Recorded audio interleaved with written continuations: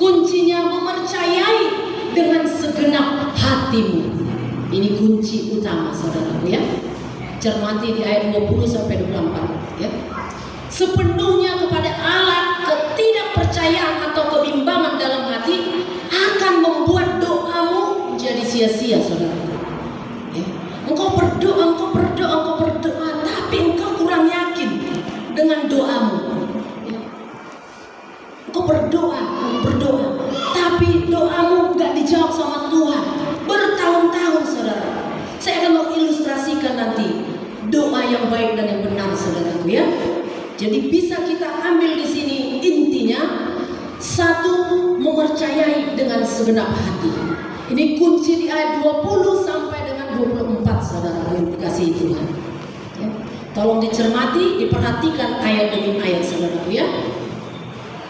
Jadi latar belakang Yesus berkata, percayalah kepada Allah dalam ayat 22 itu, ya.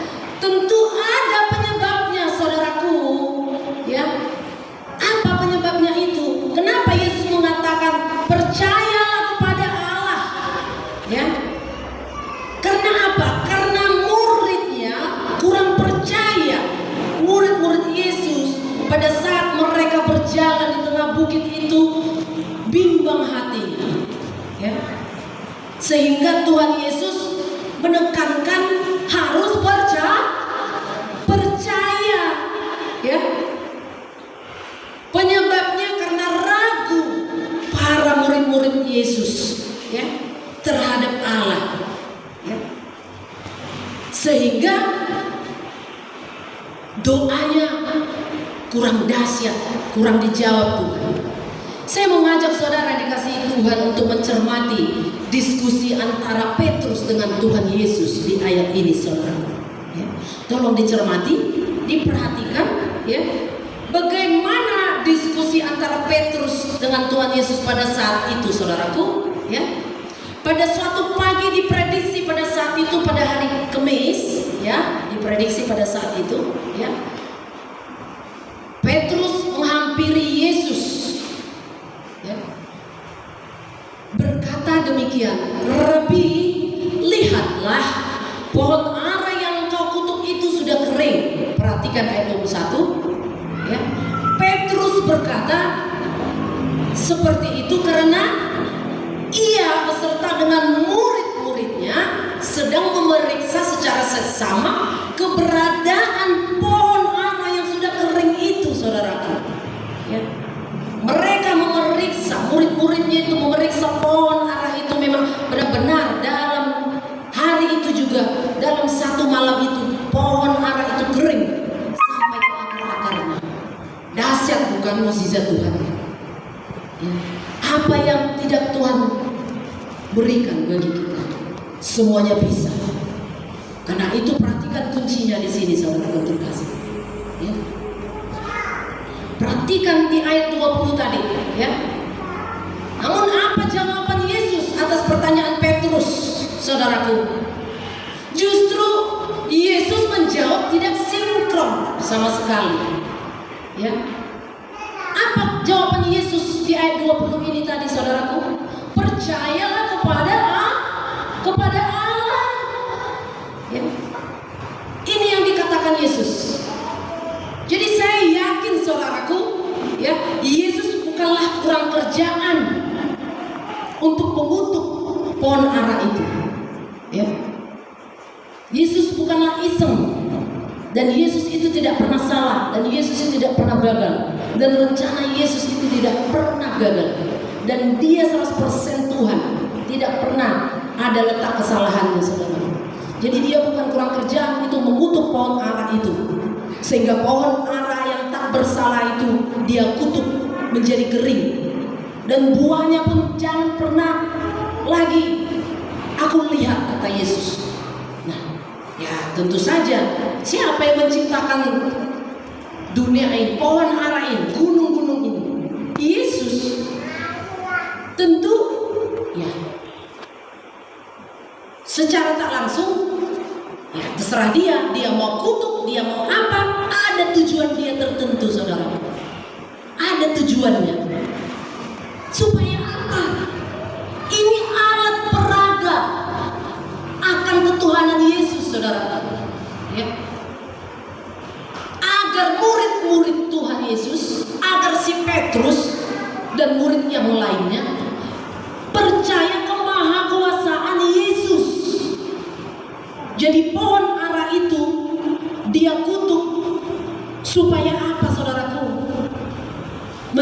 alat peraga. Ya. Intinya di situ saudaraku, supaya Tuhan dipermuliakan. Ya. Supaya murid-muridnya pada saat itu tidak ragu-ragu, sehingga ditekankan di ayat 20 sampai 24 itu, sikap percayamu pada Tuhan. Ini yang Tuhan Yesus nasihati, supaya engkau tidak ragu-ragu. Sikap percaya dengan segenap hati, mempercayai dengan segenap hati.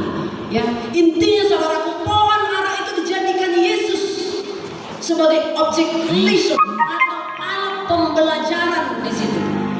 Ya, untuk membuktikan kepada murid-muridnya, ya, supaya mereka percaya akan kemahakuasaan Allah. Nangkap ya saudaraku? Amin.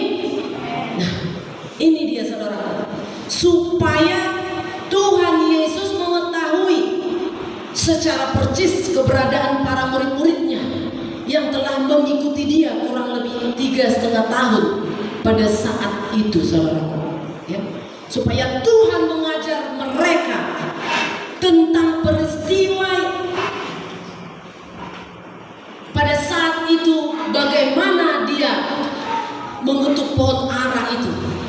Ya, inilah alat peraga yang diberikan Tuhan untuk mengajar para murid-muridnya yang kurang percaya kepada dia.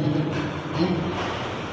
Sekalipun dia muridnya, tetapi ada yang tidak percaya, sehingga Tuhan Yesus menasihati, ya, kepada jemaatnya, kepada kita pada saat ini, supaya engkau berdoa, engkau mengimani, engkau harus mempercayai apa yang engkau doakan. Ini kunci yang utama saudaraku, mempercayai dengan segenap hati. Jadi satu kuncinya sikap percayamu kepada Tuhan Yesus. Ya, kita beribadah ke sini tentu karena kita percaya kepada Tuhan Yesus, saudaraku. Ya, jadi alat peraga yang diberikan Tuhan Yesus terhadap pohon ara yang sudah kering itu, bahwasanya Yesuslah, hanya Yesus satu-satunya yang sanggup melakukan itu di kolong langit ini. Dia membuktikan kepada murid-muridnya tentang kehebatan Tuhan Yesus. Inilah alat peraganya, ini intinya. Ya. Jadi dia bukan iseng. Apa tujuan dia mengutuk pohon ara itu? Ya. Jadi setelah menjawab apa yang dikatakan Petrus, ya, Yesus kembali mengulangi kata percayalah. Perhatikan ayat 23-24 itu. Ya. Setelah menjawab apa yang dikatakan Petrus, Yesus kembali mengulangi kata percayalah, menjadi materi pembelajaran kita pada saat ini, sekaligus nasihat Yesus pada saat ini untuk kita semua. Ya. Jadi tolong dicermati di ayat 23 dan 24 tadi saudaraku, ya. Kita pelajari, ya, kata pengulangan kata percaya di situ saudaraku, ya, diungkapkan oleh Yesus bertujuan apa? Agar para murid-muridnya saudaraku menyadari pentingnya aspek percaya. Amin. Pentingnya aspek percaya ketika menaikkan permohonan doa kepada Allah. Ya. Ini kunci yang terutama. Ya. Perhatikan di ayat 23 tadi, ungkapan perihal gunung tadi saudaraku. Yesus dan murid-muridnya pada saat itu berada di daerah perbukitan saudaraku. Ya. Jadi saya sangat meyakini saudaraku, kalau yang dimaksud oleh Yesus adalah sebuah gunung batu saudaraku, ya.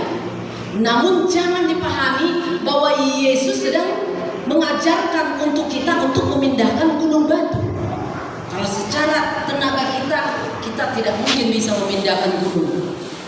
Amin. Nah, jadi maksud Yesus di situ saudaraku, ya, kita harus meyakini, ya, kalau yang dimaksud Yesus batu itu ya diilustrasikan Yesus, saudaraku, ya. Bagaimana cara memindahkan gunung batu? Apabila Allah menghendaki gunung batu bisa saja berpindah pada saat itu juga, saudaraku. Ya, pada saat kita berdoa, Yesus memindahkan gunung batu itu pada saat mereka posisinya di perbukitan, ya saudaraku, ya. Namun Yesus berkata dalam hal ini, saudaraku, dia menggunakan bahasa hiperbola. Ya, tolong dicermati di ayat 23 tadi, ya. Namun Yesus menggunakan gunung batu ini ya sebagai gaya hiperbola untuk menekankan kuasa iman ya yang berpotensi mendatangkan mukjizat. Amin. Nah, mukjizat ya. Jadi lihat, saudaraku, perhatikan lagi ya di ayat 23-24 itu ya.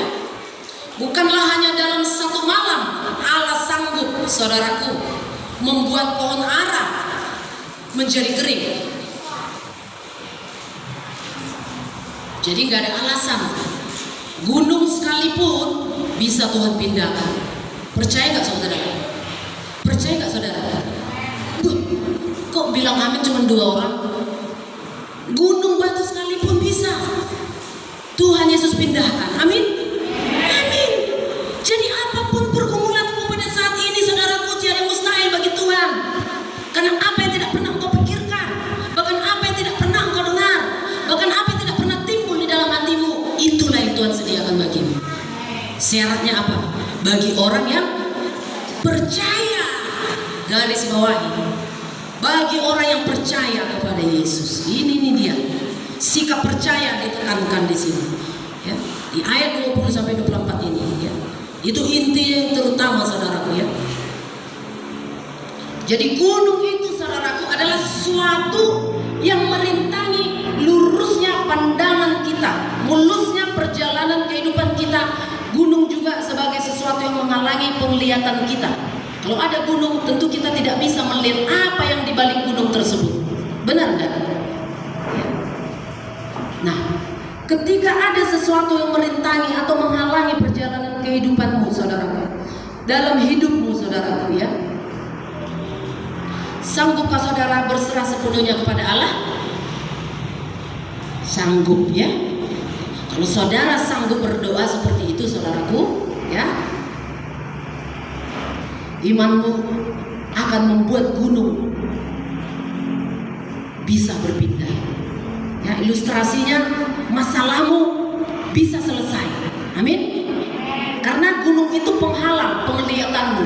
Apa yang ada di balik gunung itu menghalangi gunung itu. Jadi permasalahanmu sekarang ini, saudaraku, engkau harus mengimani itu, saudaraku, ya. Itu maksud ilustrasi Tuhan Yesus di sini, saudaraku, ya. Kalau engkau sanggup berdoa, ya, seperti itu, saudaraku, ya, imanmu akan membuat gunung permasalahan itu menjadi berdampak dalam kehidupanmu, saudaraku, ya.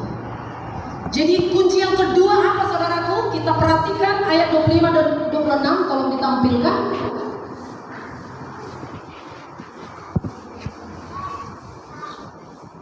Ayat 25, dan jika kamu berdiri untuk berdoa, ampunilah dahulu sekiranya ada barang sesuatu dalam hatimu terhadap seseorang, supaya apa? Supaya juga Bapamu yang di sorga mengampuni kesalahan-kesalahanmu. Saudaraku, apa yang kita kutip dari sini, saudaraku, di ayat 25 ini? Sikap mengampuni. Ini kunci yang kedua, saudaraku, nasihat Yesus pada siang hari ini. Kita harus rela mengampuni saudara kita, sekali